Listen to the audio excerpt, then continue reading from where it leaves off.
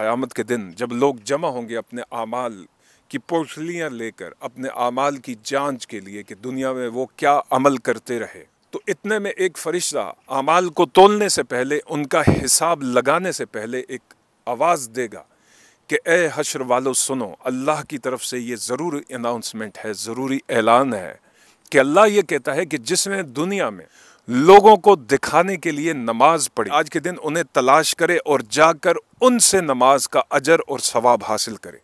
जिसने लोगों को दिखाने के लिए रोज़ा रखा, इस हश्र के मैदान में जिस जिस के सामने दिखावा किया, जिस जिस को दिखाने के लिए रोज़ा रखा, उसे तलाश करे और जाकर उससे सवाब हासिल करे। जिसने लोगों को दिखाने के लिए हज किया, उन लोगों को तलाश करे, उनसे जाकर सवाब हासिल करे।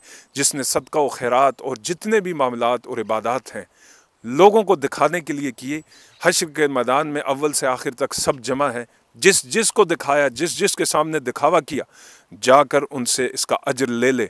और आप जानते हैं कि ये बहुत बड़ा इनकार है।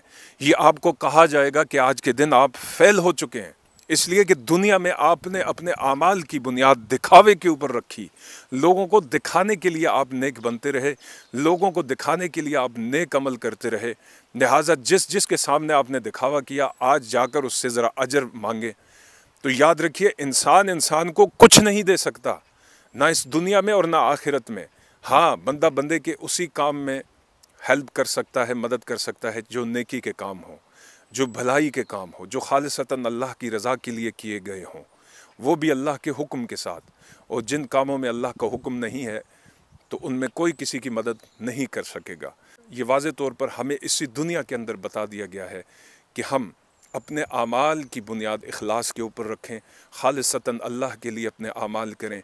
और यकीनन शैतान और हमारा नफ्स ये चाहता है कि हम जो भी अमल करें उसमें हमारे अंदर किब्र पैदा हो, हमारे अंदर दिखावा पैदा हो, रियाकारी पैदा हो।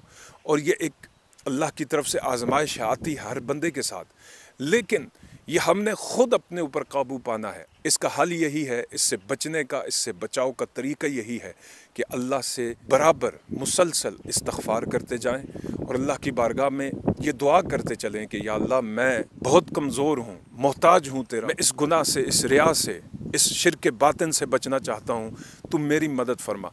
तो यकीन जानिए कि अल्लाह की तरफ से मदद ज़रूर आती है। जिनके दिलों में निदामत पैदा होती है, जिनके दिलों में इखलास पैदा होता है, जिनके दिलों में अल्लाह तबारक व तआला का खौफ और अल्लाह रब्बुल इज़्ज़त की रहमत का ख्याल आता है, अल्लाह ज़रूर उन्हें अपने फ़ज़ल से नवाजता है।